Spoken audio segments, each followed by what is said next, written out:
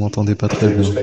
Donc, cher Thaï respecté, chère communauté bien-aimée, aujourd'hui on est le 23 mai 2024, on est au hameau du Haut, le village des Pruniers en France.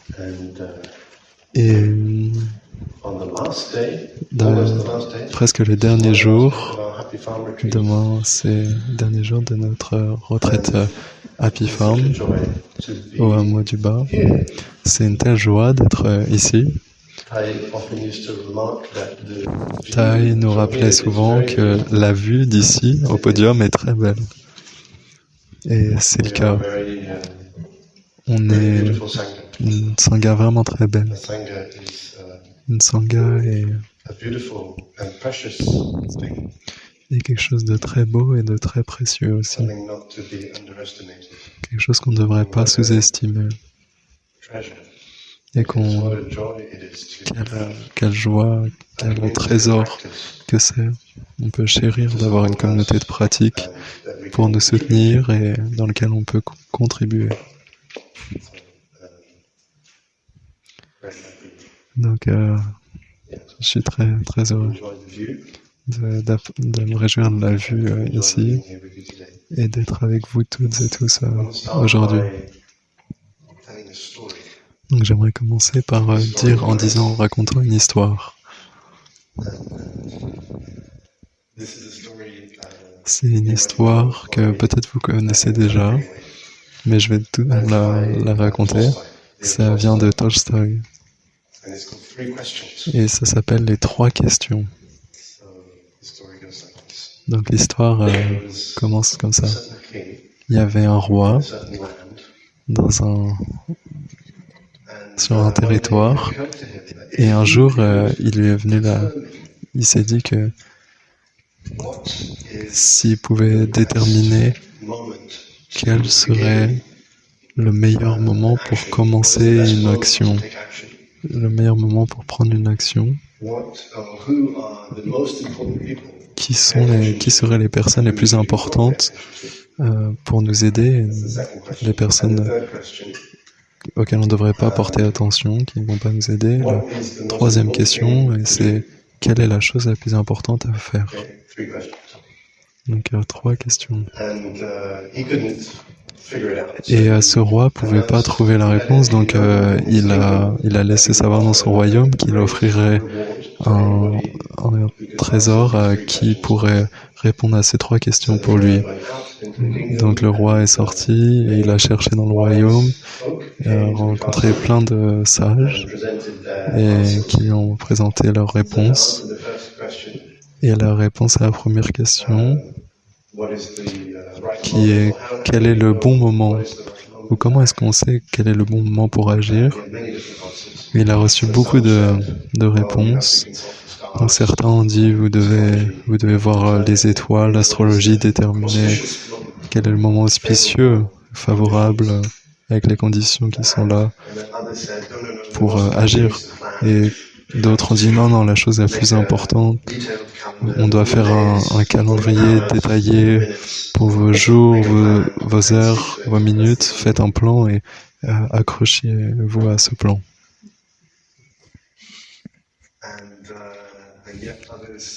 Et d'autres ont dit c'est vraiment difficile pour une personne de déterminer quel est le meilleur moment pour agir. Donc en fait, ce que vous devez faire, c'est de recruter celui-là de personnes sages et on va vous guider tous ensemble parce que vous ne pouvez pas le faire tout seul. Et il y en a d'autres qui ont dit en fait c'est trop difficile même pour un consulat de personnes sages, on ne peut pas prédire ce qui va se passer. Donc en fait, ce que vous avez besoin de faire, c'est de nous recruter, les magiciens, parce qu'on peut utiliser notre magie pour prédire le futur. Et on vous dira enfin quel est le meilleur moment pour agir. Et pour la 2e question, qui est la personne la plus importante à porter attention à? Il y a beaucoup de réponses qui ont été données. Son micro fait pas mal de bruit.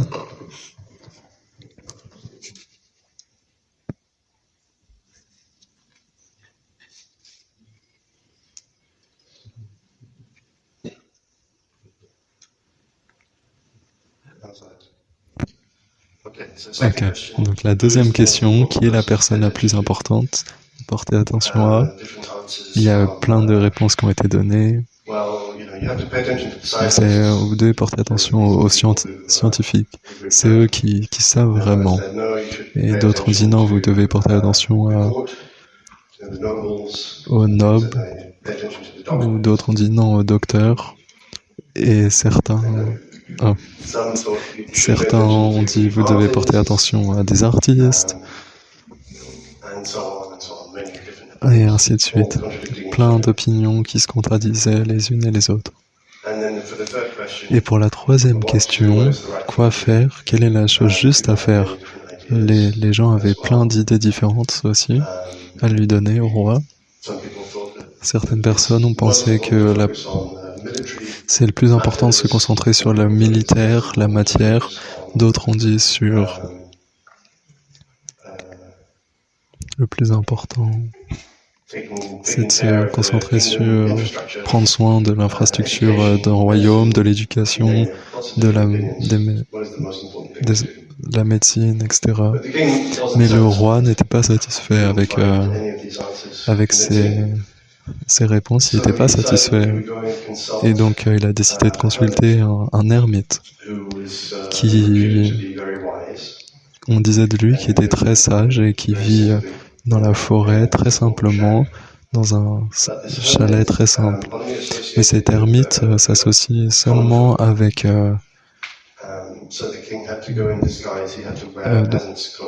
des gens pauvres, des gens du peuple. Et donc le roi devait enlever ses vêtements très, très luxueux, il a laissé ses gardes du corps, ses attendants, etc. Et il allait dans la forêt, tout seul, habillé de manière simple. Et quand il est arrivé à la au petit chalet, la petite hutte où l'ermite habite, l'ermite est en train de creuser dans son jardin. Il était assez maigre et on voyait que à chaque fois que l'ermite mettait creuser la terre, il avait du mal. Il avait du mal à creuser à chaque coup de pioche. Et le roi dit « Oh, cher ermite, je suis venu vers toi avec ces 3 questions. S'il vous plaît, est-ce que vous pouvez m'offrir votre sagesse? Quel est le bon moment pour agir? À qui je devrais porter le plus d'attention? Et quelle est l'action juste à faire, à prendre ?» Et l'ermite l'a regardé comme ça. N'a rien dit. Il a craché dans sa main et continué de creuser la terre. Et le roi était un peu déçu. Il s'est dit, bon, ok, cet ermite a l'air assez vieux et fatigué, peut-être je pourrais l'aider à creuser la terre. Donc il a dit, cher sage, on dirait que tu es tellement fatigué, s'il vous plaît, laissez-moi vous aider. Et l'ermite a dit, oh, bah, bien sûr, prenez ma pioche et aidez-moi à creuser le sol. M'appelle. Et pendant 1 heure, quelque chose comme ça, le roi a creusé. Et l'ermite était très, très heureux, très satisfait. Merci de creuser, d'avoir creusé. Peut-être vous êtes fatigué, maintenant je peux continuer de creuser. Mais le roi voulait peut-être impressionner l'ermite. Et donc il dit, non, je suis pas fatigué, je peux continuer de creuser. Il a continué pendant 2 heures, 3 heures. Et le soleil commençait à se coucher. Et finalement, le roi était vraiment fatigué. Il a dit, ok, j'ai fait tout ça pour vous, j'ai creusé tout cet après-midi. Est-ce que vous pouvez pas juste répondre à mes 3 questions? Mais l'ermite a pointé derrière le roi et dit, regarde, il y a quelqu'un qui court. Qu'est-ce qui se passe? Donc le roi s'est retourné, il a vu un homme courir de la forêt et qui était en train de saigner vraiment sérieusement, qui s'était blessé sur le côté du torse. Et donc le roi a immédiatement aidé l'homme avec un bandage. Il a nettoyé la plaie, ainsi de suite. Et après un certain moment, la plaie a arrêté de saigner. Et l'homme L'homme qui était blessé, il avait une barbe, mais bon, on s'en fiche un peu, c'est pas important, mais c'est pour l'identifier. Et donc il s'est endormi, il était épuisé. Et le roi s'est aussi endormi. Il s'est endormi sur le sol de la hutte, dans la hutte, très simplement. Et le matin, au matin, il a vu cet homme avec la barbe être assis et le fixant dans les yeux avec des yeux pleins d'étoiles dans les yeux. Et l'homme avec la barbe lui a dit « Oh, cher roi, s'il vous plaît, pardonnez-moi. » Et le roi a dit « Mais je vous connais pas, j'ai pas besoin de vous pardonner, je sais pas qui vous êtes. » Et l'homme a dit « Si, vous me connaissez, vous devez me pardonner. Parce que j'allais vous assassiner, j'allais vous prendre dans une embûche et j'ai entendu que vous alliez dans la forêt tout seul. Et donc je me suis dit, c'est mon opportunité de prendre revanche sur vous parce que vous avez emprisonné mon frère et vous avez pris notre propriété. Et j'étais tellement en colère contre vous que je voulais me prendre ma revanche. Donc je me suis blessé, je me suis caché sur le chemin où vous alliez dans la forêt pendant 2-3 heures, et après un moment, je me suis demandé pourquoi vous ne reveniez pas. Donc c'est pour ça que j'ai décidé de quitter ma cachette et je suis venu vous voir ici.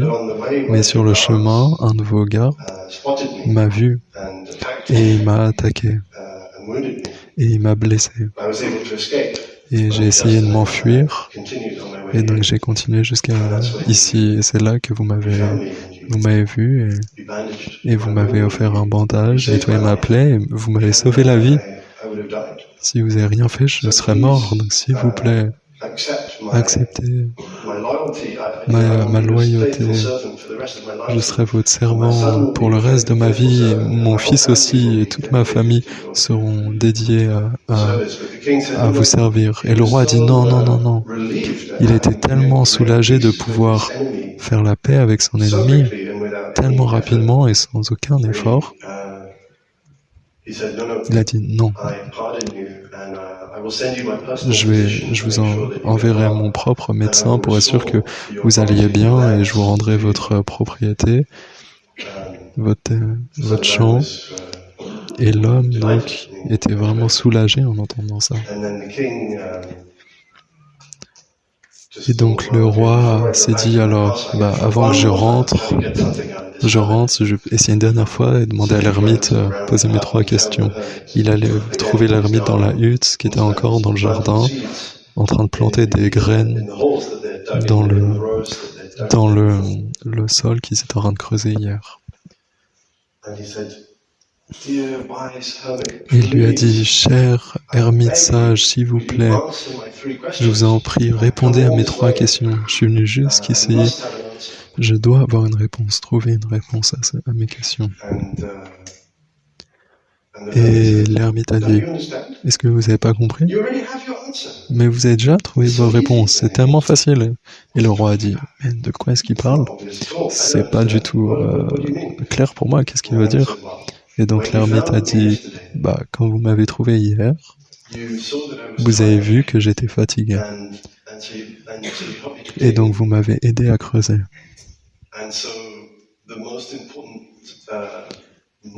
Donc le moment le plus important d'agir à ce moment-là, c'était le moment où vous m'avez vu, et la chose la plus importante, c'était de m'aider à creuser. Si vous n'aviez pas fait ça, vous m'auriez laissé tout seul, et vous auriez peut-être été attaqué et tué, et vous l'aurez peut-être regretté votre décision.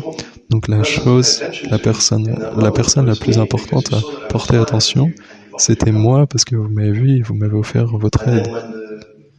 Et donc quand l'homme est venu à travers les buissons avec sa blessure, vous avez vu que vous avez besoin d'agir immédiatement pour réparer, pour l'aider à lui sauver la vie.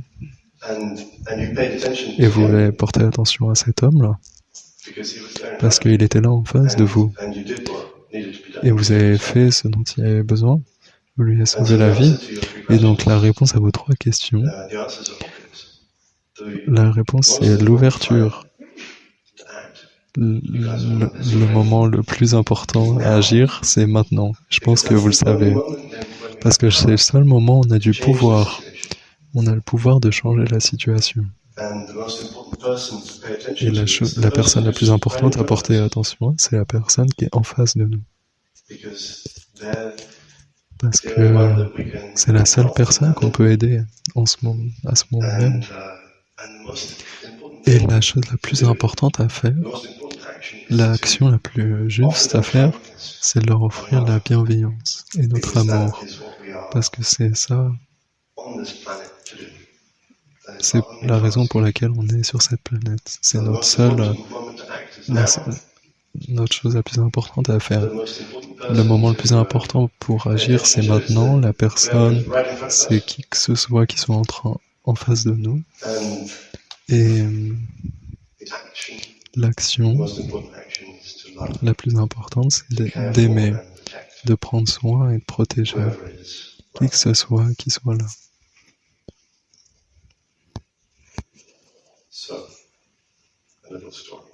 Donc, on commence par une petite histoire. Sœur Luknim m'a demandé de parler, se connecter à la Terre-Mère aujourd'hui. Donc, on peut se demander qu'est-ce que cette histoire a à faire avec se connecter à la Terre-Mère. Eh bien, en fait, je crois que on n'a pas besoin de se connecter à la Terre-Mère parce qu'on est déjà connecté. Il n'y a jamais eu un moment où on n'était pas connecté à la Terre-Mère. Mais au niveau de nos idées, il y a des idées et des manières de penser qui peuvent nous faire penser ou se sentir déconnecté, ou penser qu'on n'est pas connecté. Donc ce que j'aimerais faire pendant le temps qu'on a aujourd'hui, c'est pas de vous donner plus d'idées, parce que je pense qu'on a déjà assez d'idées, mais ce que j'aimerais voir, c'est est-ce qu'on peut enlever quelques-unes de nos idées qui nous causent à nous sentir séparés, quand en fait on n'est pas séparés et on est connectés.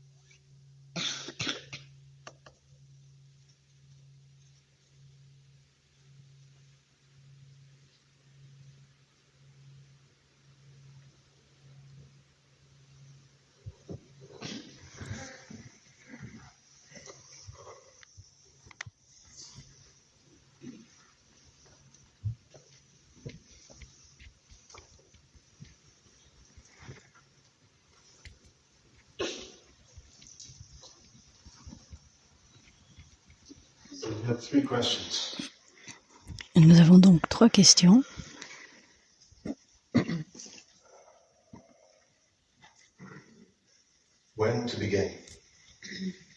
Donc, quand commencer?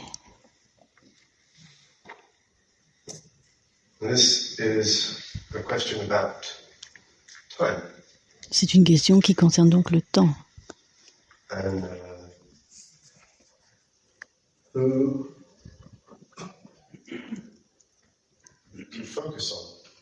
Sur qui mettre notre attention.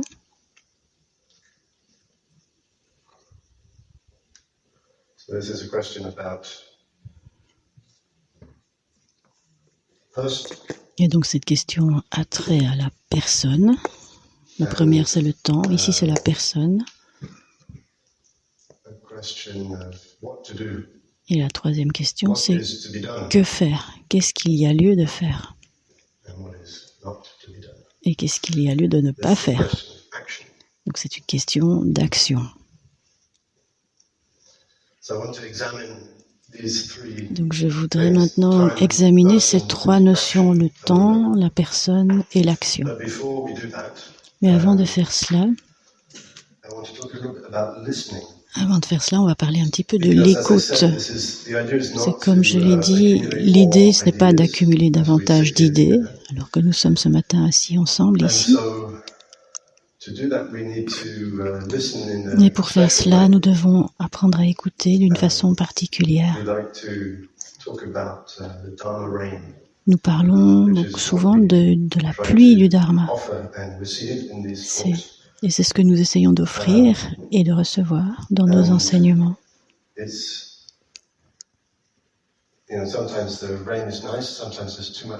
Parfois la pluie c'est bien, parfois il y en a trop. Mais je pense qu'il n'y aura jamais trop de pluie du Dharma. Parce que la pluie du Dharma est toujours bénéfique, agréable. Mais nous devons pour cela apprendre à savoir comment la laisser pénétrer en nous. Et parfois ça peut être un défi parce qu'il y a une question de confiance. Pour pouvoir vraiment laisser la pluie du Dharma, on doit abandonner certaines choses. On doit abandonner notre esprit de discrimination. Et parfois c'est difficile de faire cela. Parce qu'on a l'habitude de filtrer ce que nous entendons en fonction de ce que nous pensons qui est correct ou qui n'est pas correct, que nous pensons que c'est bénéfique ou pas bénéfique. Et le filtre de ce que nous pourrions croire, ce que soit que nous pouvons faire confiance ou pas. Et donc souvent, on va d'abord dire, ok, j'approuve ou j'approuve pas avant de laisser rentrer. Mais en réalité, la mauvaise nouvelle, c'est qu'en fait, c'est déjà rentré. On ne peut pas empêcher que ça rentre, à moins de quitter la salle. Vous pouvez quitter si vous voulez. Thaï avait l'habitude de dire que nous recevons quelque chose et puis on a tendance à comparer avec ce que nous avons à l'intérieur. Et si on sommes d'accord, on dit « Ok, ça va, je le sais déjà ». Et parfois on entend quelque chose, on compare avec quelque chose qu'on sait déjà et on dit « Ah ben non, je ne suis pas d'accord, je rejette ». Mais en fait, dans les deux cas, on n'apprend rien.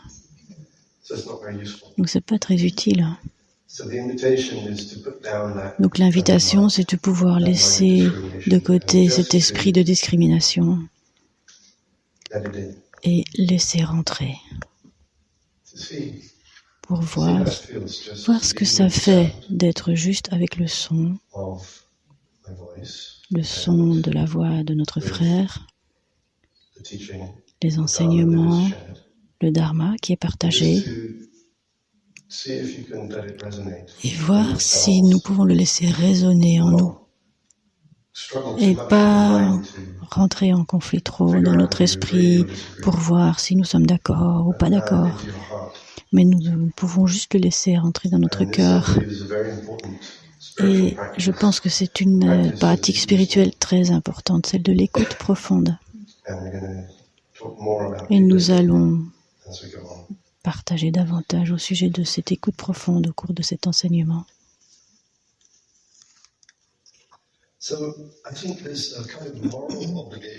Donc je pense qu'il y a une obligation morale de se poser ces questions ou ce type de questions.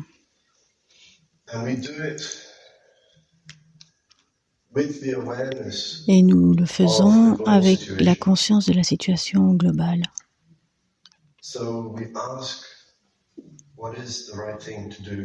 Et donc nous nous demandons quelle est la bonne chose à faire, quand agir, à qui prêter attention. Et nous savons que la plus grande souffrance, en connaissant toutes les souffrances et l'injustice qui sévissent dans le monde, il est vraiment important de comprendre que l'enseignement de ce matin n'est pas déconnecté de ce qui se passe dans le monde, de cette conscience de la souffrance, cette douleur que je pense que nous ressentons tous à un niveau ou à un autre.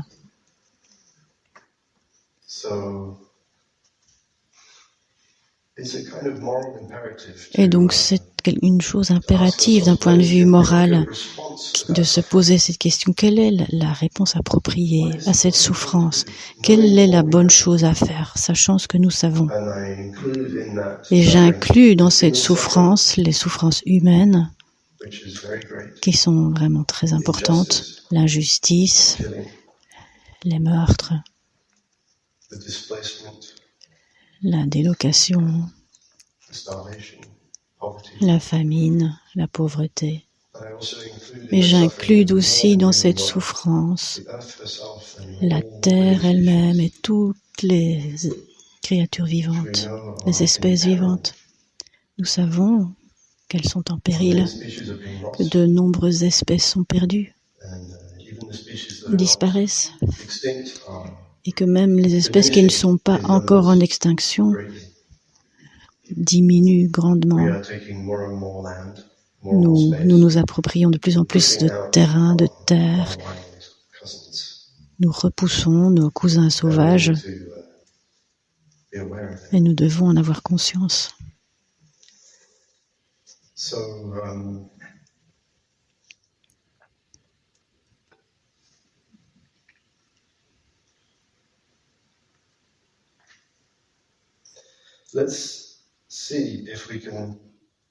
Voyons si nous pouvons ôter quelques-unes des idées qui nous donnent l'impression d'être séparés.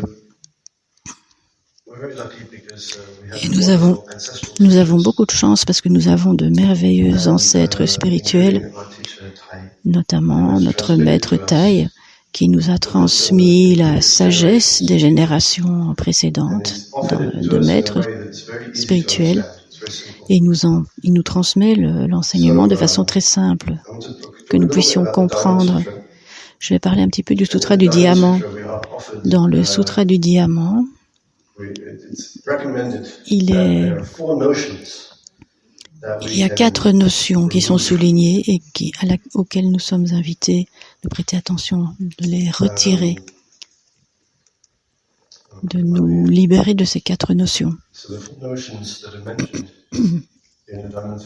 Et donc la première notion dans le Sutra du Diamant, c'est la notion de soi. La deuxième, c'est la notion de humain, l'être humain. La troisième notion, c'est l'être vivant. Et la 4e notion, c'est celle de la durée de vie. Et je me souviens que quand j'ai entendu pour la première fois cet enseignement, je me suis dit, mais qu'est-ce que c'est donc pour un enseignement? Mais c'est comme des notions assez évidentes. Comment peut-on dire qu'on doit s'en libérer? Ça n'a pas beaucoup de sens. Ça ne faisait pas sens pour moi. Et donc, nous allons investiguer ensemble un petit peu plus. Gardons à l'esprit cette question de savoir comment pouvons-nous expérimenter cette connexion que nous avons avec la Terre. Et donc, regardons cette notion de personne ici dans la deuxième des 3 questions. Et je vais faire un petit dessin, hein. C'est peut-être pas un très beau dessin, pardonnez-moi. Peut-être que c'est un monastique.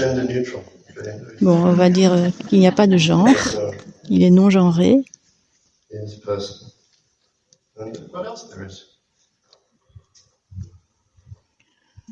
Voilà, la personne.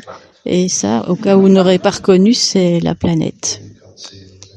Peut-être qu'il y en a dans la salle qui ne voient pas le dessin. Et donc, il y a une personne sur la planète. Et sans planète, pas de personne. On ne peut pas parler d'une personne sans parler de la planète. D'accord?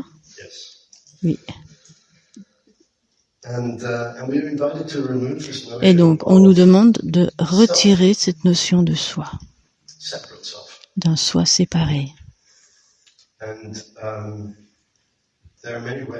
Et il y a plusieurs façons de faire. Et aujourd'hui, je voudrais surtout me concentrer sur cette notion de l'action. Nous comprenons ce qu'est une personne, c'est nous. On comprend que la personne a en elle des actions. Et une des citations les plus célèbres de Thay, c'est « L'homme ou la femme est la somme de ses actes ». De Sartre, c'est une citation de Sartre. L'homme est la somme de ses actions. Et nous sommes le résultat de toutes nos actions. Et dans le bouddhisme, on parle de 3 sortes d'actions.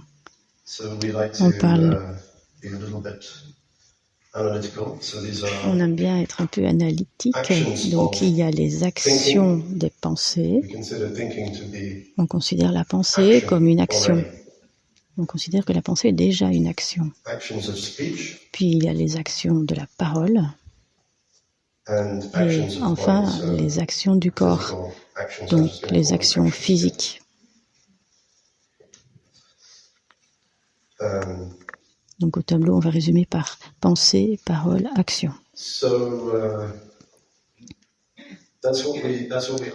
Et donc nous sommes constitués de ces 3 forces.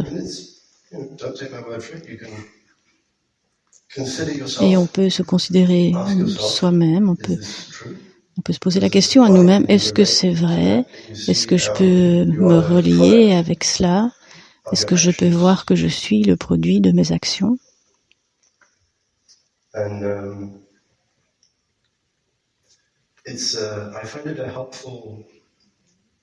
Et pour moi, c'est une façon aidante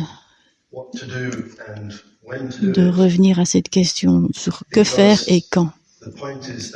Parce que, en fait, tout est action.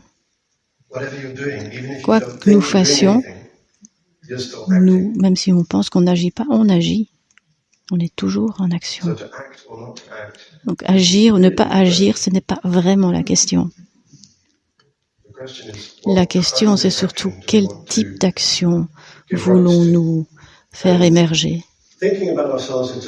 Et si nous pensons à nous-mêmes en termes d'action, il faut ôter cette notion de soi, parce qu'en fait, on voit que nos actions vont bien au-delà de nous-mêmes.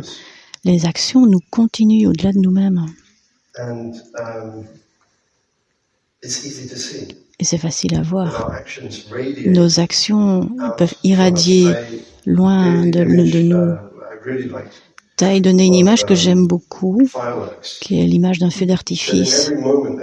À chaque moment, un être vivant, un être humain est une série d'artifices, tout le temps, des actions, des pensées, les paroles ou le silence, la présence. Ça irradie toujours au-delà de nous-mêmes. Et ça change l'espace dans lequel nous sommes, ça change l'atmosphère, la façon dont nous pensons, que nous pensions sous forme jugeante ou de façon colorée par notre colère ou nos reproches, ou que ce soit des pensées colorées d'amour, de compassion ou de respect.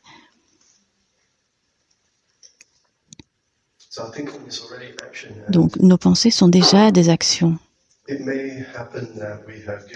Et il est possible que nous ayons donné lieu à des pensées qui ne sont pas nos meilleures pensées.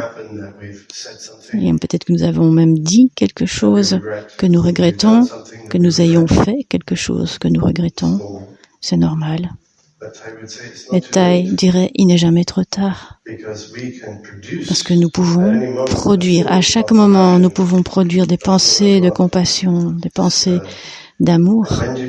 Et quand nous faisons cela, quand faisons-nous cela? Maintenant. Et comme il disait, cette pensée d'amour peut rattraper les autres types de pensées et de paroles pour, d'une certaine façon, compenser et rétablir un équilibre. Et donc, même si nous n'avons pas pensé, dit ou fait des choses que nous regrettons, nous pouvons toujours produire des pensées d'amour. C'est encore mieux. Nous pouvons toujours faire cela. toujours, maintenant.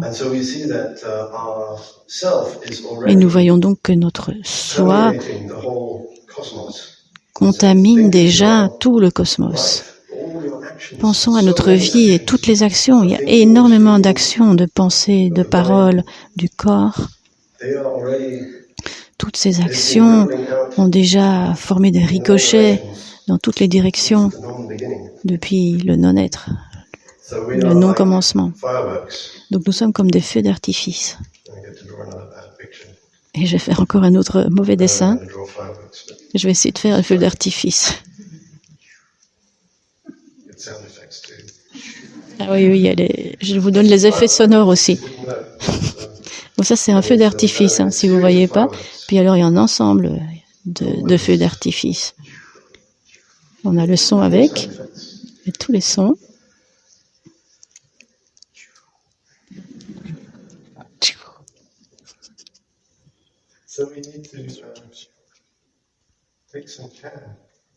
Et donc, il faut vraiment faire attention à la qualité de nos feux d'artifice.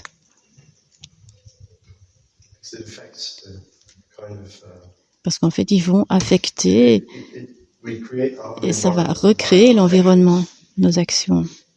Nous allons recréer l'environnement autour de nous par nos actions, nos feux d'artifice. Et donc, c'est une façon de commencer à dissoudre un peu nos frontières. Hier, j'ai enregistré un podcast avec Sœur True Dedication. Elle a dit quelque chose qui me semblait important au sujet de ces mêmes notions. On peut penser à notre porosité. Nous sommes poreux. Ça veut dire que nous n'avons pas des frontières solides. Il y a toujours un échange. Parce qu'en fait, nous sommes continués par nos actions, mais nous continuons, nous aussi, les actions des personnes autour de nous. Nous sommes aussi touchés et influencés par les pensées, les paroles et les actes des personnes autour de nous. Et donc, en ce sens, l'environnement, c'est aussi nous. Ceci est une part de nous-mêmes, le corps là, et puis autour, il y a aussi toutes les autres parties de nous-mêmes. Et donc, c'est une pratique de commencer à nous contempler de cette façon-là pour pouvoir dissoudre un petit peu ces frontières que nous sentons.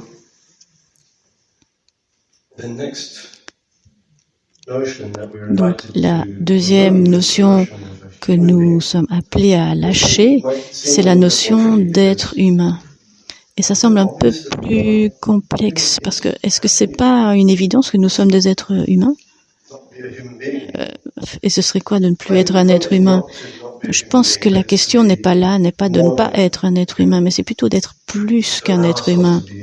Nous permettre d'être plus qu'un être humain. Et encore une fois, il y a plusieurs façons de voir cette notion-là. Et je voudrais surtout encore me concentrer sur l'écoute.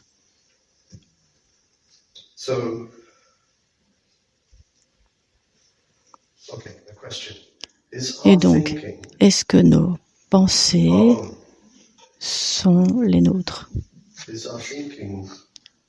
Est-ce que nos pensées sont là à l'intérieur? Est-ce que c'est dedans?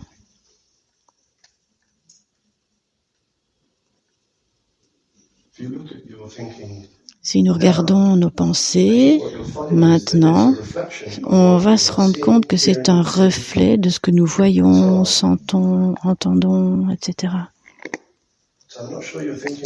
Donc, je ne suis pas sûre que nos pensées soient vraiment les nôtres.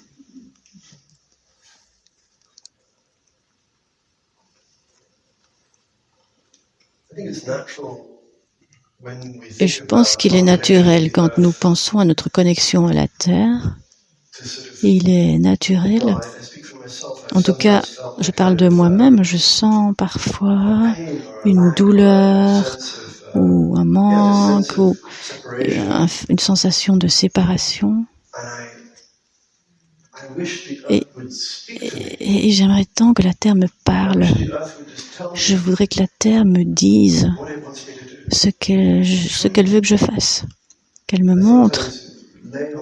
Et parfois, je m'étends dans la pelouse Et je dis, mais je t'offre ma vie, mon service, que puis-je faire? Montre-moi. Et peut-être avons-nous la sensation que la terre est silencieuse, qu'elle ne parle pas. Mais je pense que, au contraire, elle nous parle toujours, constamment. Et une des façons qu'elle a de nous parler, c'est dans le son du vent, le chant des oiseaux.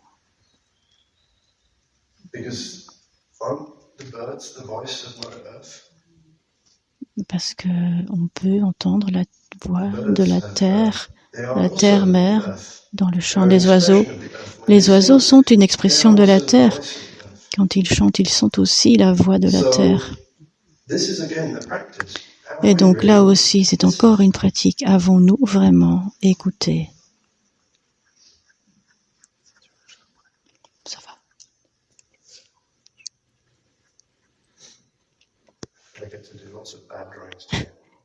Je suis partie dans une série de mauvais dessins aujourd'hui.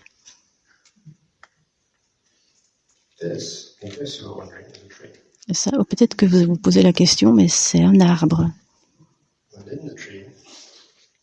Et dans l'arbre, il y a un oiseau.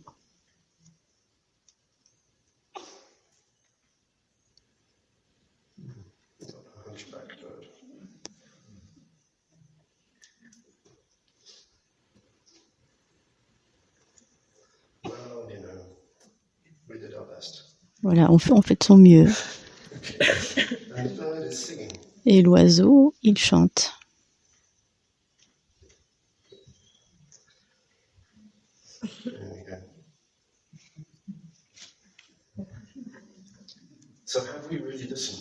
Avons-nous vraiment écouté? Demain matin, vous aurez l'occasion d'écouter un chant avant de partir. Je pense que demain, il n'y a pas d'assises, c'est matinée de paresse. Vous allez pouvoir entendre le chant des oiseaux à l'aube, vers 5h33. Et je pense que le sommet, ça dure à peu près une demi-heure. Donc c'est vraiment un bon moment, c'est une bonne méditation. Comment pouvons-nous l'écouter? Comment pouvons-nous écouter pour entendre?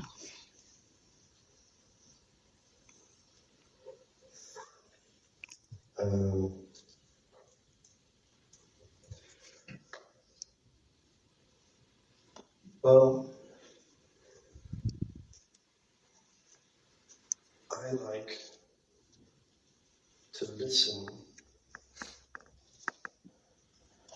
and to remove the notion. J'aime écouter et lâcher ma notion d'être humain et d'être juste moi. Qu'est-ce que je veux dire par là? On peut approcher cela par différents angles. Donc la chose la plus importante pour pouvoir écouter, c'est d'être silencieux. On ne peut pas entendre si on fait beaucoup de bruit. Et donc, il faut retirer nos écouteurs, connecter à notre smartphone. Je pense qu'on a beaucoup, souvent, notre casque sur les oreilles. On va se balader dans la forêt et on dirait qu'on profite mieux de notre temps si on écoute un podcast pendant ce temps-là. Comme moi, au moins, on apprend quelque chose tout en marchant. Mais je suggérerais plutôt qu'on retire notre casque, nos écouteurs. Mais c'est pas suffisant d'être silencieux. On doit aussi trouver un moyen d'être silencieux à l'intérieur.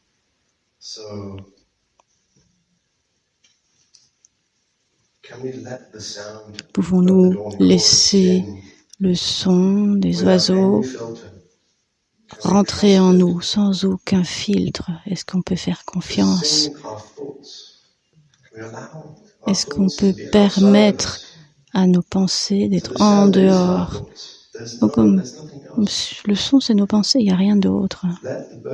Les sons, les oiseaux, chanter, notre esprit.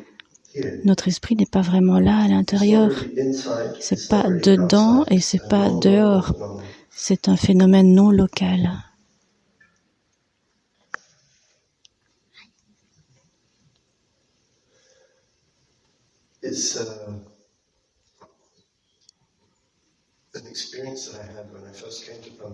Quand je suis venu pour la première fois au village des Pruniers, il y a à peu près 25 ans, j'étais dans cette salle et nous avions une pratique de relaxation totale et de toucher la terre.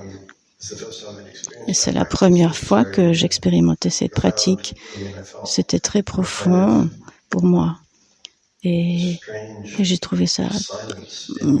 J'ai observé qu'il y avait un étrange silence en moi. Je savais pas trop ce qui se passait, mais je voulais pas parler, je voulais pas perturber ce qui se passait en moi. Et ma tante était là-bas, au bord de la forêt, et je suis allée m'étendre.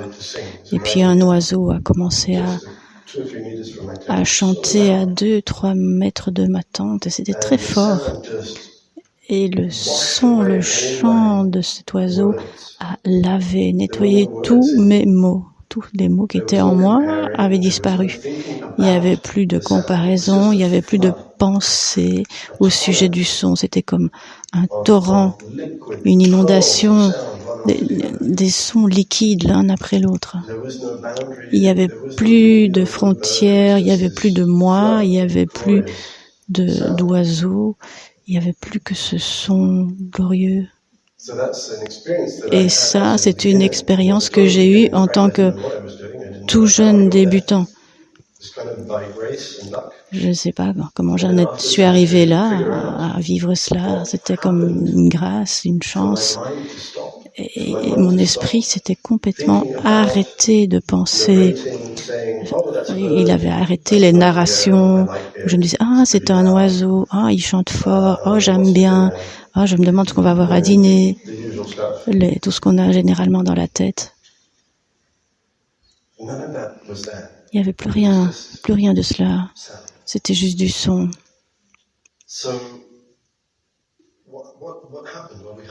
Et donc, ce qui s'est passé pendant cette pratique de relaxation totale, et c'est une pratique hyper importante, si on veut être capable d'entendre, on doit être détendu. Et donc, ça vaut la peine vraiment d'essayer. Peut-être demain matin, si vous voulez vous lever tôt. Peut-être vous pouvez même rester couché dans votre tente ou dans votre chambre, sur le dos, et faire un petit scan corporel. Être dans la conscience de votre visage, vos mains, vos épaules, votre dos, votre torse, vos hanches, vos jambes, vos pieds, et juste permettre à toutes les parties du corps de se détendre et de nous donner tendrement à la terre. On peut faire ça 1 fois, 2 fois, 3 fois, et nous allons alors peut-être avoir une conscience plus intime de notre respiration. L'air qui rentre et l'air qui sort. Et peut-être qu'alors on peut faire confiance au fait que notre respiration va nous guider. Et puis il y a des pensées qui vont un petit peu se montrer. Et mon train. Oh, je vais pas louper mon train. Oh, je dois faire ça. Je dois encore faire ça. Oh, et mes bagages.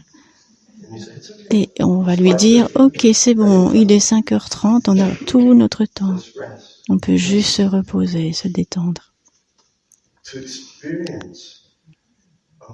Faire l'expérience d'un moment de véritable silence, silence de l'esprit et de toutes ces pensées incessantes, c'est un repos tellement profond, tellement guérissant, tellement rafraîchissant.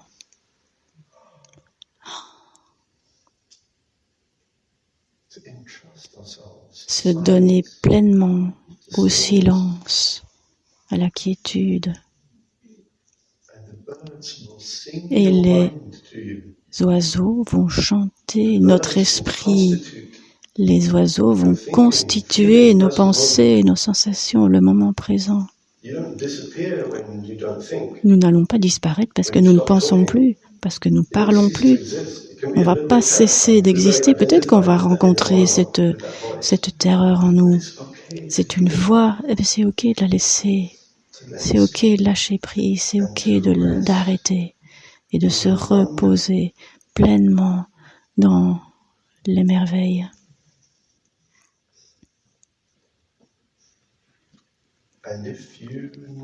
Et si vous observez en train de penser ou de parler, c'est là que la carte que nos maîtres spirituels, cette carte devient importante. On va comprendre qu'on est piégé dans la notion d'être humain. Je pense que je suis uniquement humaine, mais je peux laisser tomber cette notion et je peux me permettre d'être humain et oiseau. Et c'est merveilleux. C'est merveilleux d'être plus qu'humain, humaine. C'est si guérissant, si libérateur.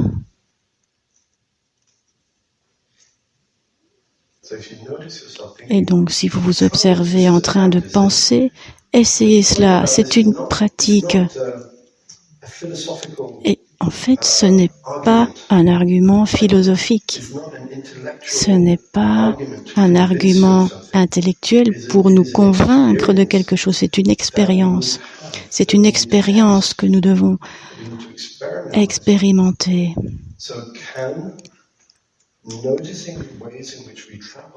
Est-ce que nous pouvons prendre conscience des notions dans lesquelles nous nous piégeons? Est-ce que le fait de prendre conscience de cela nous permet de les relâcher? C'est ça la question. Donc la pleine conscience de la façon dans laquelle je me constitue comme être humain. Point. Et reconnaître ça va ouvrir des portes qui vont me permettre de lâcher prise et de vraiment m'établir dans ma nature bien plus qu'humaine. Et c'est une expérience qui est extrêmement guérissante, si rafraîchissante.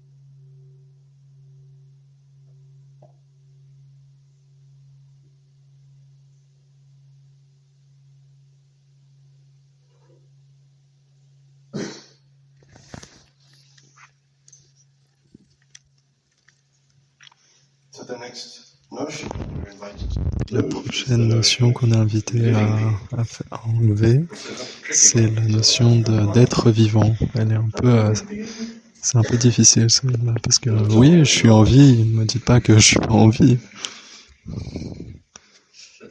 Mais c'est pas vraiment le point.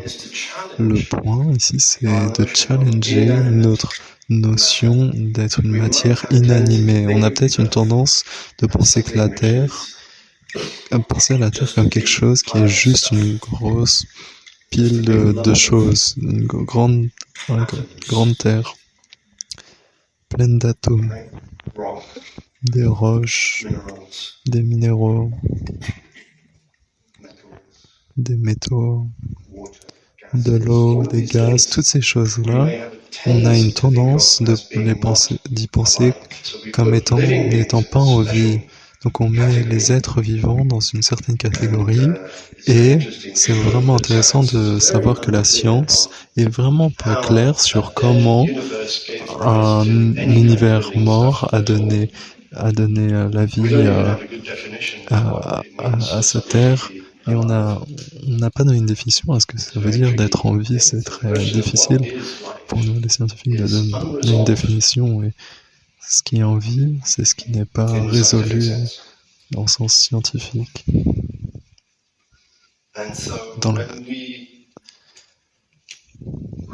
Et quand on enlève la notion d'être vivant, c'est pour nous une opportunité de reconsidérer ce qu'on penserait comme étant des catégories établies, comme ça c'est vivant, ça c'est pas vivant. Et on peut peut-être y ajouter, peut-être, mais aussi peut-être pas.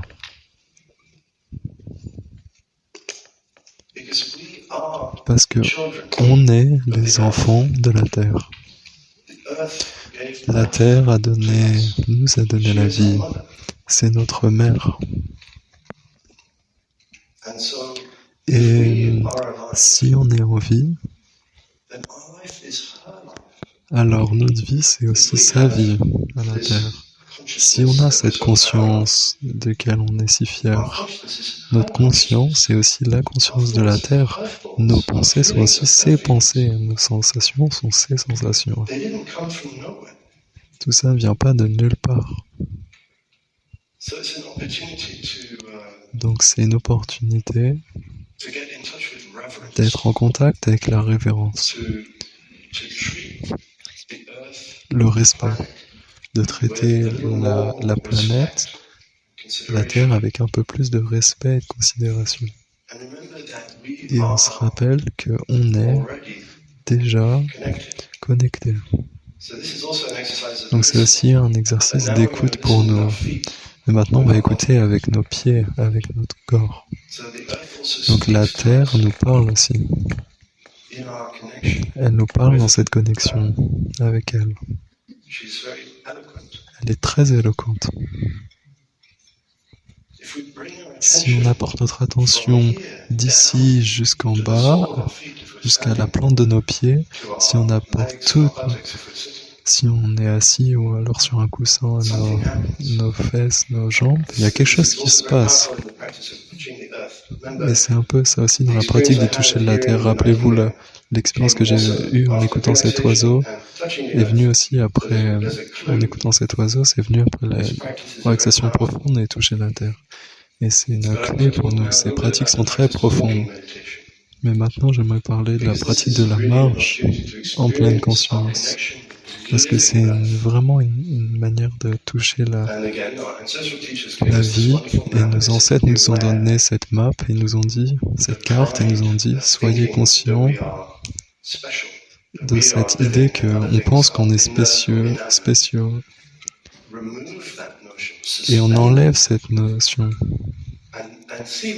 Et on voit ce qui se passe quand on marche avec la conscience qu'on est en train de marcher sur une terre vivante, bien vivante, sous nos pieds. Et ce qu'on va trouver, c'est qu'on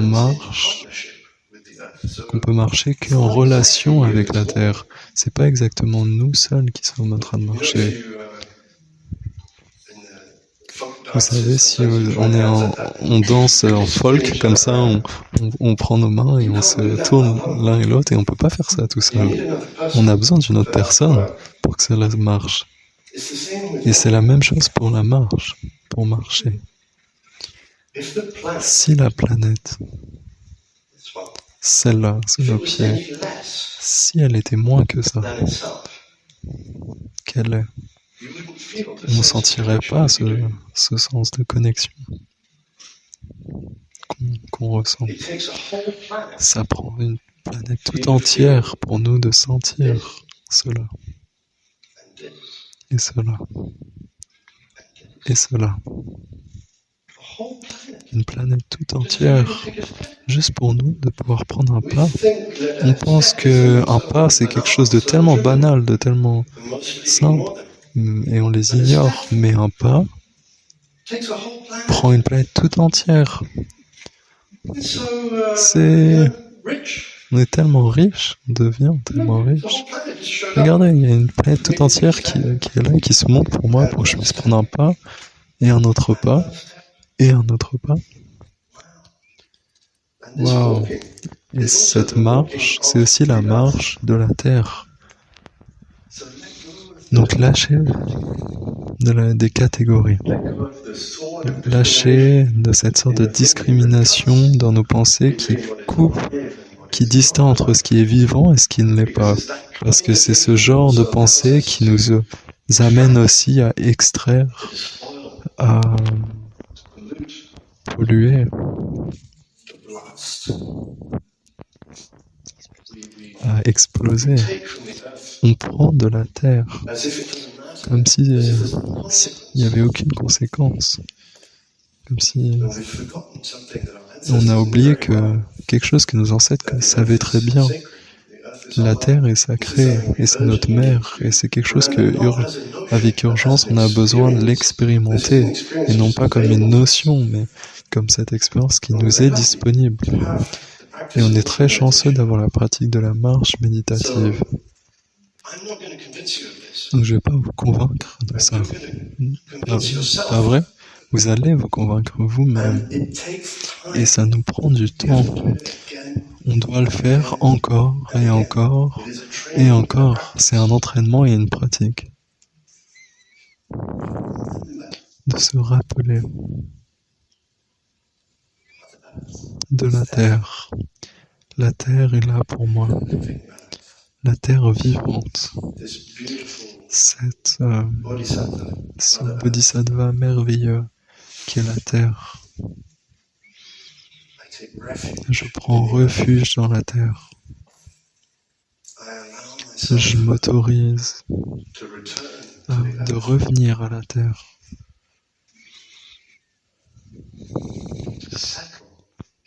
De m'installer à chaque pas. De me donner, me rendre à la terre à chaque pas.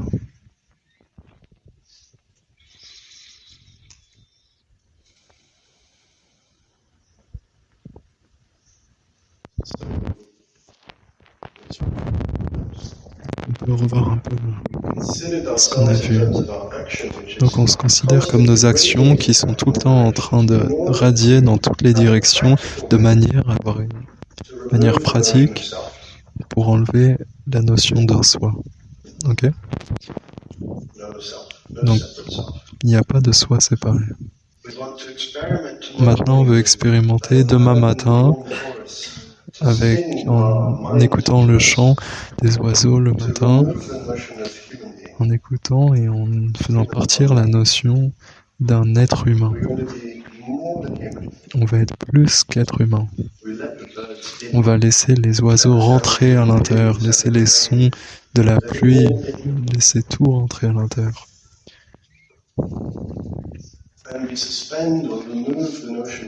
Et on enlève ensuite la notion d'être vivant. Et cette notion qui correspond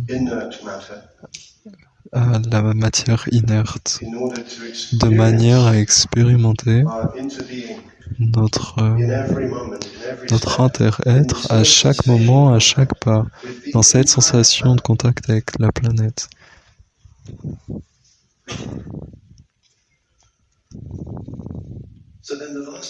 Donc la dernière notion qu'on est invité à enlever, c'est la notion d'une durée de vie. Et ça a à voir avec le temps.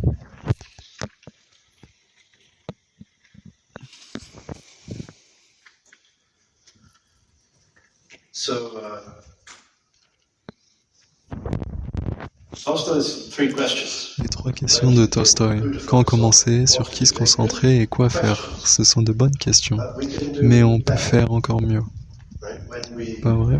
En challengeant la notion d'action, de nos actions, en enlevant la notion d'un soi séparé.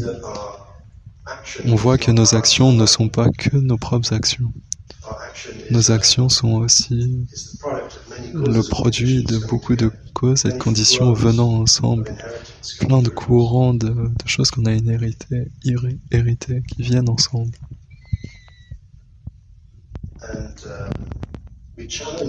Et on challenge aussi la notion d'une personne, sur qui se concentrer.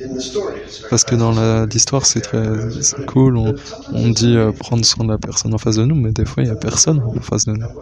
Des fois, on est tout seul. Qu'est-ce qu'on fait? Donc oui, on peut prendre soin de nous-mêmes. C'est bien, mais je pense qu'on peut faire encore mieux que ça. Parce qu'on peut faire partir la notion d'une personne, de notre séparation, en challengeant la notion d'un soi, la notion d'un être humain et la notion d'un être vivant. Et donc, à chaque moment, on est aussi soutenu par la terre-mère. Parce que ces sentiments, ces sensations, cette douleur qu'on sent, sachant ce qu'on sait, dans le contexte, la conscience de la souffrance. Notre souffrance est la souffrance de toutes les personnes sur la planète et toutes les personnes non humaines et la Terre elle-même peut-être même. Comment est-ce que on prend soin de ça? Quelle est la réponse appropriée? Sachant ce qu'on sait, qu'est-ce qu'on devrait faire? Et ici, je pense que Tolstoï a raison. La réponse est d'aimer. Et pas d'aimer seulement les gens, les personnes. Parce qu'on sait que, dans la dimension ultime, il y a pas un être humain en tant que soi séparé. Si on aime une personne, on aime aussi la Terre.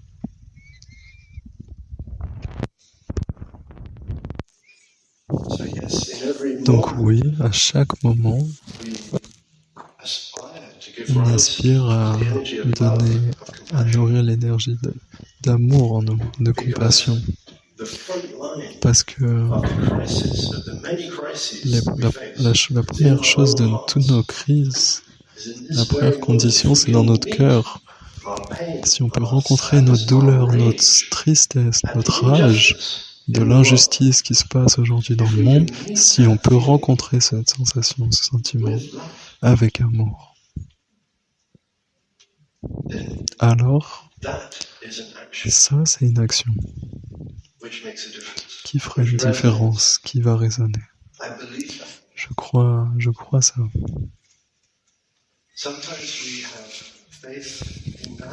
Des fois, on a confiance en ça, et d'autres fois, c'est plus difficile de croire. Donc, on se dit c'est pas assez. Mais moi, je suis pas sûr que ça soit pas assez. Parce que je sais pas si on l'a déjà fait, en fait.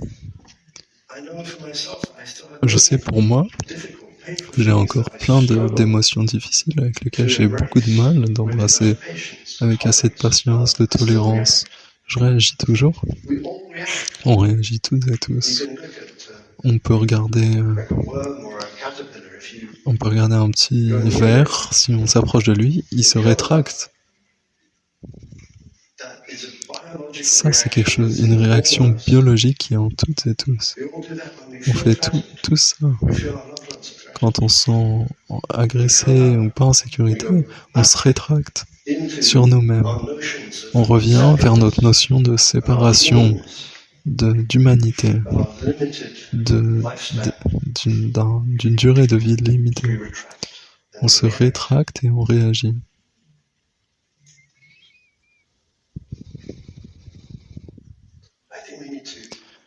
Je pense qu'on a besoin de donner une chance à la paix, de lui donner une chance dans notre propre cœur. Et c'est pas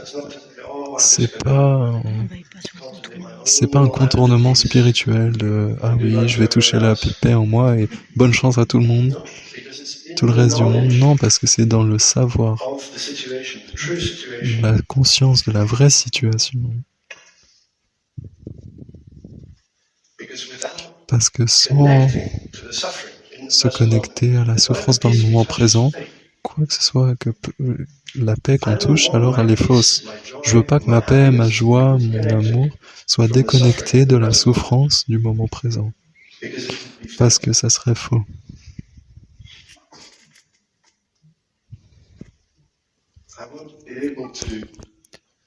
Je vais être capable de toucher la joie, toucher l'émerveillement, la paix, avec ma conscience de la souffrance.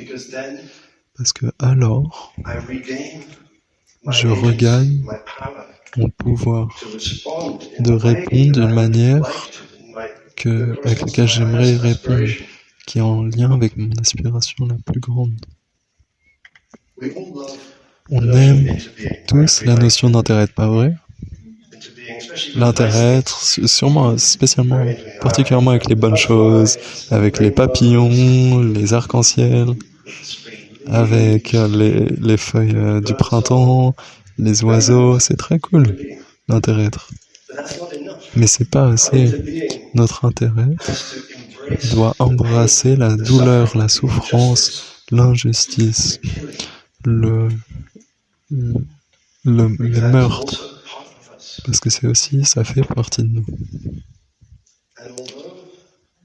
Et même si ça peut paraître lourd et challengeant, des fois on a juste envie de se cacher, de se rétracter sur nous-mêmes, d'allumer Netflix ou lire un livre, lire quelque chose, faire quoi que ce soit pour pas sentir ça, parce que c'est tellement désagréable, c'est tellement douloureux de savoir ce qu'on sait, et de se sentir impuissant des fois, de faire quoi que ce soit,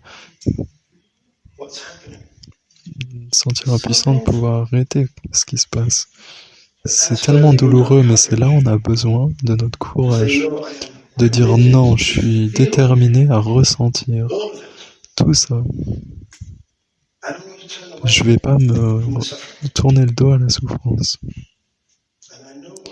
Et je sais quoi faire. J'ai une pratique qui m'autorise, qui m'aide à la ressentir, à en prendre soin sans être débordé, sans me sentir débordé. Des fois, on se sent un peu débordé, c'est vrai. Et c'est une pratique. C'est un travail en cours et on a besoin d'y travailler parce que quand on autorise notre intérêt à embrasser la douleur, alors ça veut dire qu'on est connecté à elle, ce qui veut dire qu'on peut l'affecter. Si on n'est pas connecté à la souffrance, il n'y a rien qu'on peut faire. Si on s'autorise à expérimenter notre interconnexion avec la souffrance, l'injustice, la douleur, d'expérimenter la co-responsabilité, alors on regagne notre pouvoir en même temps, d'agir. Et quand est-ce qu'on agit? Maintenant, et quelle est l'action? D'aimer, de prendre, d'embrasser cette peine, cette douleur, cette rage, avec toute notre tendresse, tout notre amour, de le métaboliser, de le transformer ici, dans le maintenant.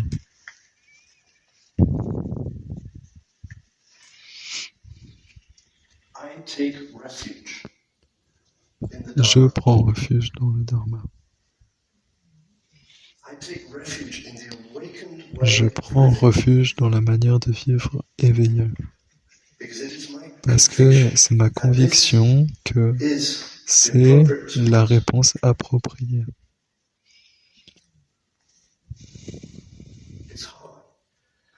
Et c'est difficile, parce que des fois, on ne voit pas les résultats tout de suite. Et on va peut-être lâcher, on va peut-être arrêter, se sentir « ok, ça n'a pas vraiment marché, maintenant j'ai besoin de faire quelque chose qui est un peu plus actif ». Et soyez vigilants, rien de tout ça n'est opposé aux actions engagées directes. C'est pas en opposition à ça, mais c'est une manière de faire cela, ces actions engagées. Donc c'est pas l'un ou l'autre. Mais c'est ma conviction que la meilleure chose que je peux faire, c'est d'essayer de mon mieux de vivre d'une manière éveillée à chaque moment où je m'en souviens. Et je sais que chaque pas pris avec la conscience de cette douleur et la rencontrer avec amour, c'est une vraie contribution. Parce que j'ai vu la contribution de mes enseignants sur cette planète. La contribution pour la paix de mes enseignants sur cette planète.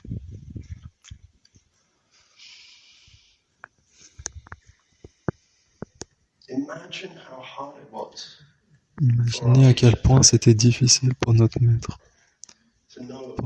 Thai, de savoir qu'il ne pouvait pas arrêter les meurtres dans son pays. Il n'était pas capable d'arrêter la guerre.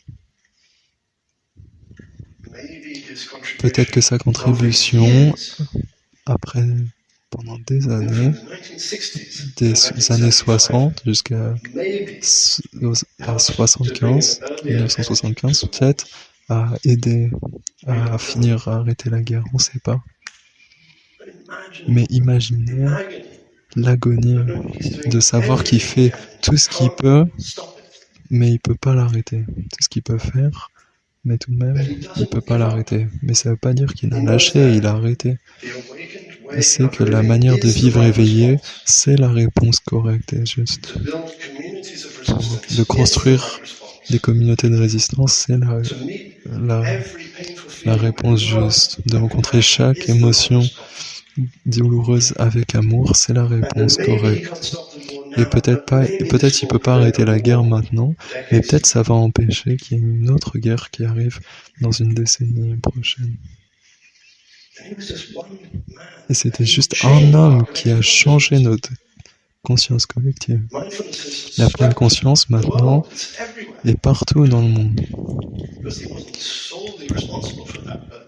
Il est bien sûr pas le seul responsable à ça, mais à un grand niveau, oui, quand même.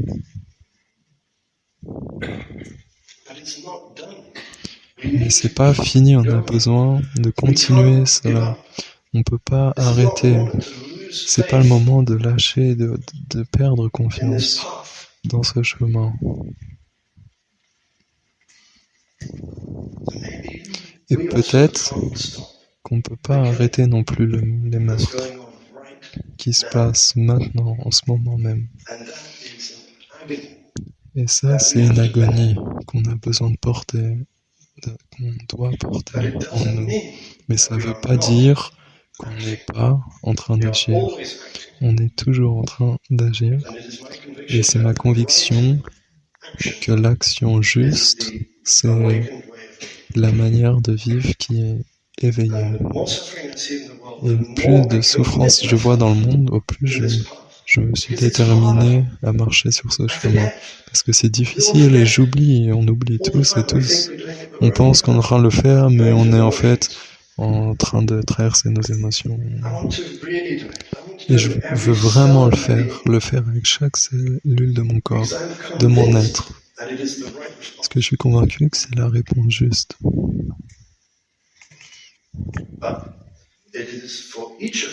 Mais c'est à chacun d'entre nous de se poser ces questions-là, de trouver quelle est notre réponse appropriée. Et c'est peut-être pas les mêmes réponses pour chacun et chacune d'entre nous.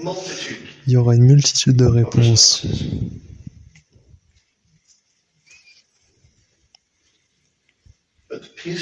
Mais la paix qu'on génère ici et maintenant n'est pas séparée de la douleur et la souffrance et la violence qui se passent dans l'exploitation et la destruction de la terre, on se sent qu'on est impuissant pour l'arrêter, mais on fait partie d'une révolution, d'un éveil collectif. Ceci est l'éveil collectif, c'est en train de se passer. On y est, et c'est nous. Des fois, peut-être de manière en partie, l'éveil collectif. Peut-être des fois on oublie un peu, mais on y revient, on y retourne. On est déterminé à nouveau, et c'est ok. Et on continue de planter des graines de paix à chaque moment. Et c'est là où ça nous aide de considérer cette notion de temps. Parce qu'on sait que, bien sûr, le moment le plus juste pour agir, c'est maintenant.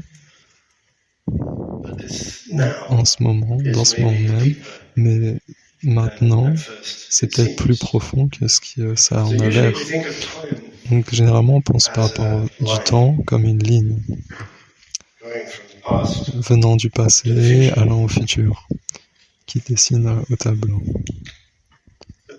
Mais ce moment présent, de quoi est-ce qu'il est fait? C'en est un qui est facile à répondre. Quelqu'un? De quoi est-ce que le moment présent est fait?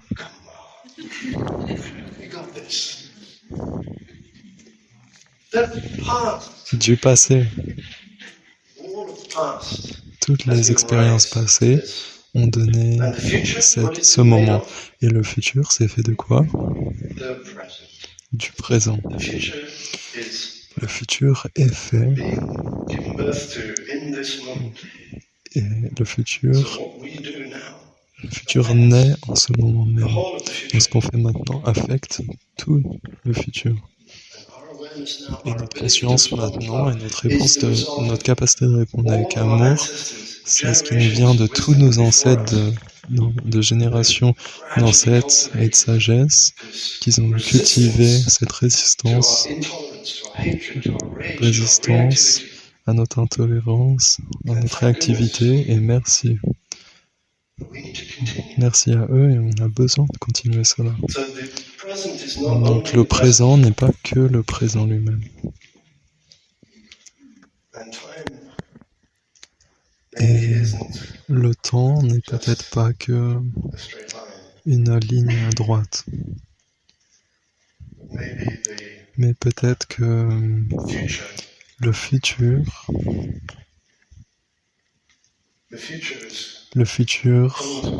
vient vers nous, vient jusqu'au moment présent.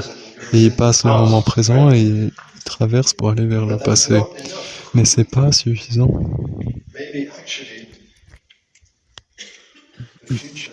Peut-être en fait le futur vient dans le présent, va dans le passé. Et dans le présent, on répond, on réagit mieux ou moins bien, et on plante des graines d'action. Pas vrai. On pense que ces actions vont dans le passé, elles sont passées, mais ces graines continuent de mûrir. Et à un moment, ces graines vont germer et elles vont devenir elles deviennent le futur. Donc les graines d'amour, de tolérance, de bienveillance qu'on plante maintenant ont peut-être besoin de plus de temps pour mûrir dans nos propres cœurs, dans le cœur du collectif.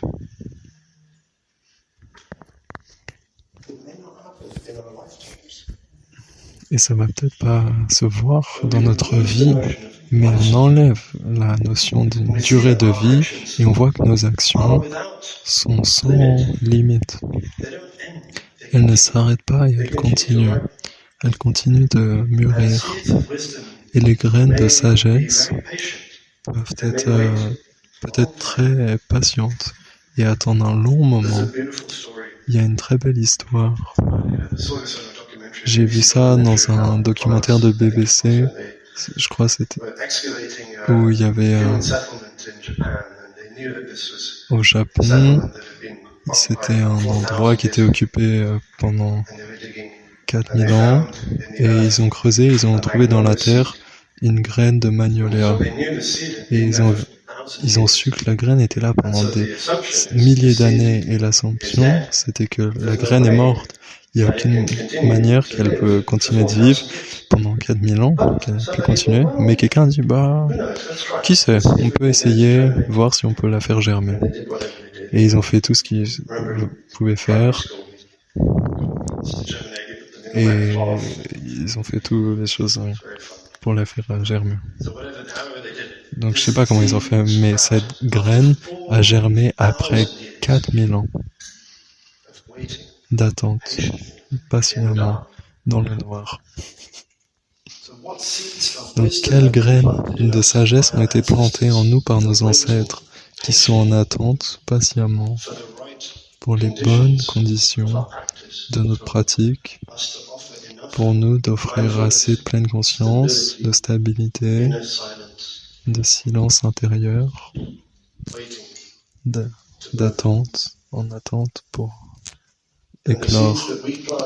Et les graines qu'on plante maintenant avec notre pratique, on ne sait pas quand est-ce qu'elles vont éclore, quand est-ce qu'elles vont mûrir, germer, mûrir. Mais on fait confiance qu'elles vont un jour, qu'elles le vont.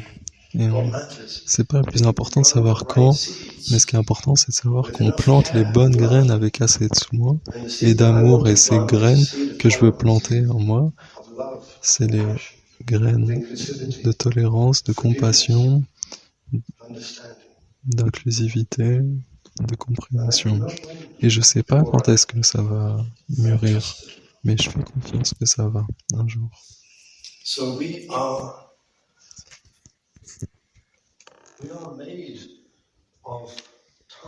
Nous sommes donc constitués du temps.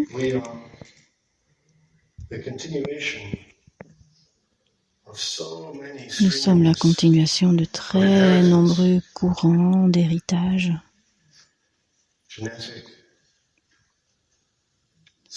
Courant génétique, courant spirituel, courant culturel. La terre où nous avons vécu. Et tous ces courants n'ont pas de véritable commencement ni de véritable fin. Ils coulent jusqu'à nous, à travers nous. Nous sommes constitués du temps. Un temps qui n'a pas de limite. Et donc, est-ce possible que nous dissolvions cette nature de personne en retirant cette notion de durée de vie? Et c'est une pratique. Il y a plusieurs façons d'y accéder. Mais je vous conseille surtout la pratique du toucher de la terre pour vous souvenir de la présence de vos ancêtres en vous. Vos ancêtres génétiques, vos ancêtres spirituels, vos ancêtres du territoire et les ancêtres qui sont plus qu'humains. Activez tout cela en vous. C'est en vous. Il faut l'activer, il faut tourner le bouton. Il faut les garder vivants. Et parfois, on peut rencontrer des situations où on se dit « c'est trop dur, j'y arriverai pas, c'est trop pour moi ». Et c'est à ce moment-là qu'on peut demander de l'aide à nos ancêtres. Et il y a des pratiques très concrètes, et Tai nous les a enseignées une fois.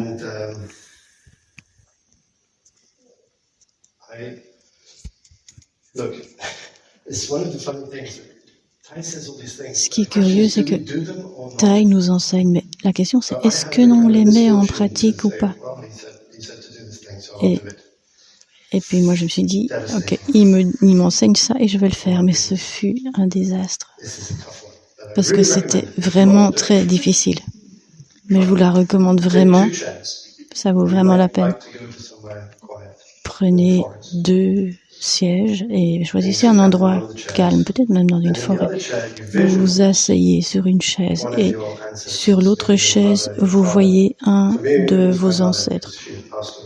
Moi, j'avais pris ma maman parce qu'elle est décédée quand j'étais jeune, très jeune, et j'avais beaucoup d'émotions dures en moi, difficiles, de deuil, de colère, de culpabilité.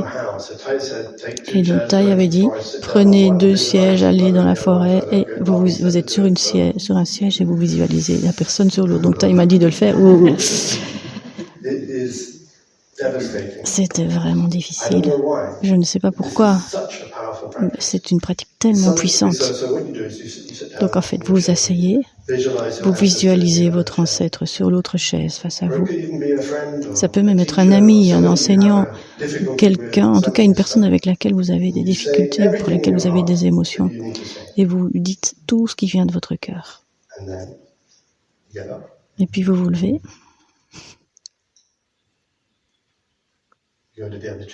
Et vous allez vers l'autre chaise.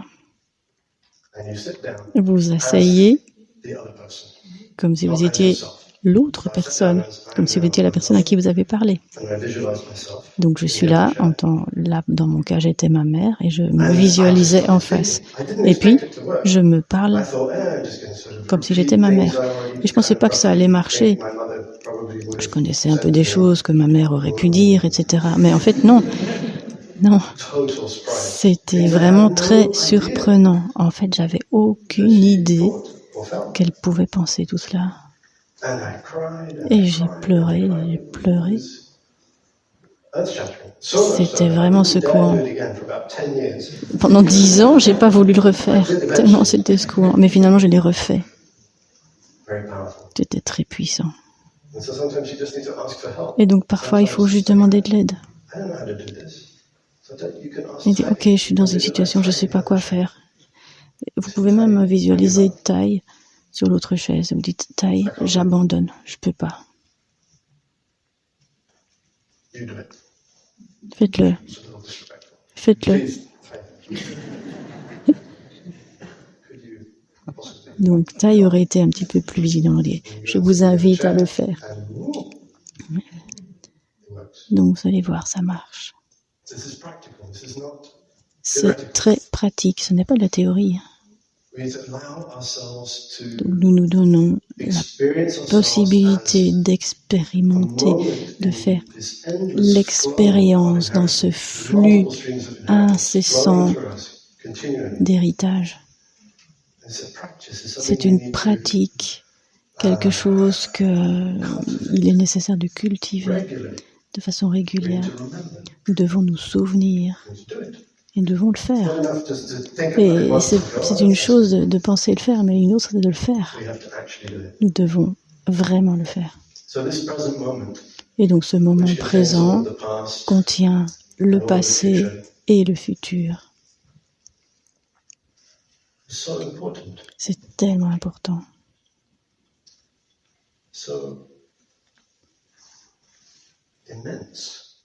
Et c'est vaste.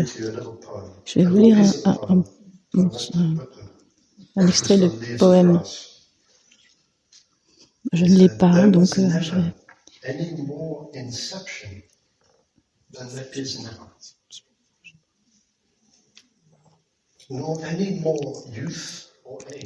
Il n'y a pas eu autant de jeunesse et de vieillesse que maintenant.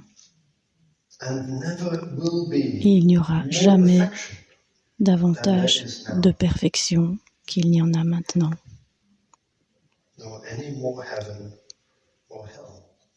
Pas plus de cieux et d'enfer que maintenant. Pas plus de paradis et d'enfer qu'aujourd'hui. Je pense que c'est ni croissance ni décroissance. La vision profonde du Sutra du cœur est disponible. Et ce n'est pas uniquement à l'Est, mais aussi dans beaucoup de cultures. Mais c'est parfois dur d'y croire que c'est cela. Parce que parfois, ceci, ici, ça semble tellement dur. On a vraiment l'impression que ça pourrait être mieux, qu'il pourrait y avoir moins de souffrance. Et en fait, ce qui importe, c'est de ne pas abandonner notre engagement et notre œuvre pour arrêter la souffrance. Ce qui compte surtout, c'est de nous donner la permission, les moyens de faire tout ce que nous pouvons. Et surtout, de nous donner les moyens de toucher la dimension ultime, de nous reposer en Dieu,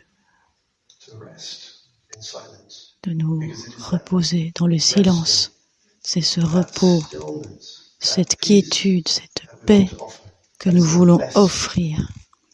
C'est ça la meilleure chose que nous puissions offrir.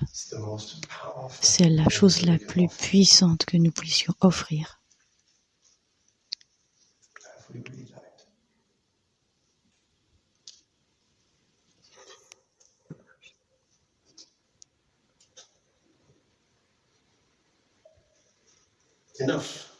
Voilà, c'est assez, bien plus qu'assez. Donc je pense qu'on va d'abord écouter un son de la cloche.